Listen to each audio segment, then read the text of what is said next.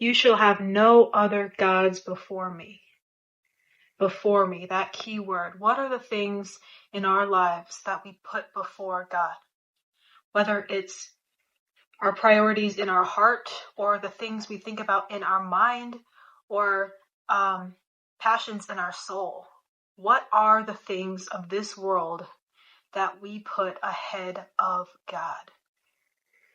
Jesus said that we are to love the Lord our God with all of our heart, all of our soul, and all of our mind. That's the great commandment. That's the fulfillment of the law.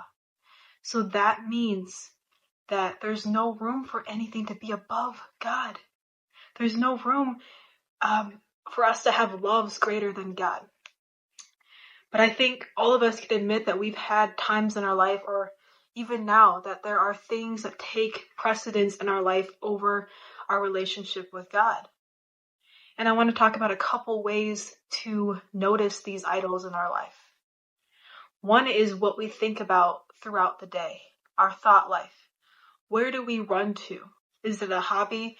Is it a job? Is it a person? What do we focus and center our thoughts around? Because according to Jesus and the great commandment that I just quoted, what we center our hearts and our minds on needs to be God. And if there's something that we often find ourselves focusing on more than God throughout the day, then that would be an idol. Another thing is thinking about what it is in life. If there is something that we would not be okay living without, there's a hobby we would not feel okay giving up, that would be an idol. Most likely, almost always, if we can't imagine life without it, then it's become a god to us. It's become something we worship by giving ourselves to it in an extent that is ungodly.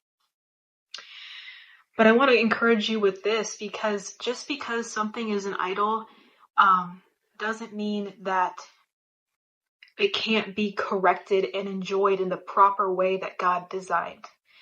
One way that God oftentimes has us break free from the power of idols is by putting it down, is by us dying to it for a season of our lives. In 1 Corinthians 15, it says, there's a verse that says that what we sow cannot come to life unless it dies first. And that principle of sowing and reaping applies to all spiritual things, really.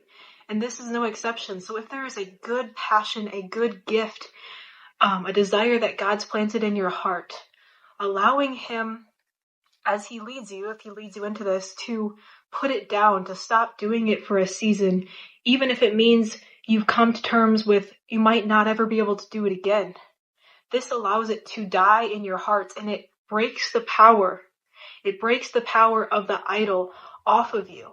And so that when God adds it back into your life, it is no longer controlling you. You're controlling it.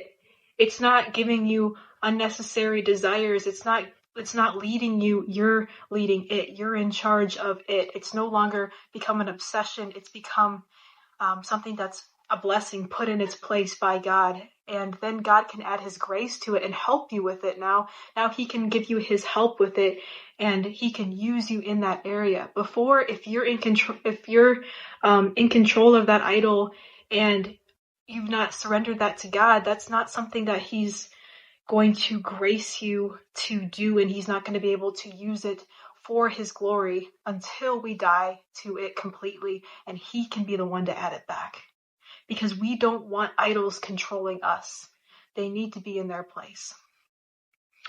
So I hope that helped you understand areas in your life that might be an idol.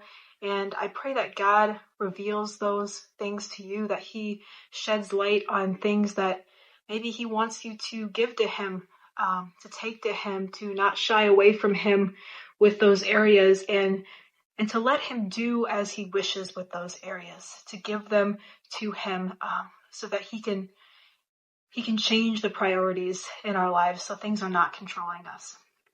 God bless you, and thank you for watching, and I hope you have a wonderful rest of your day.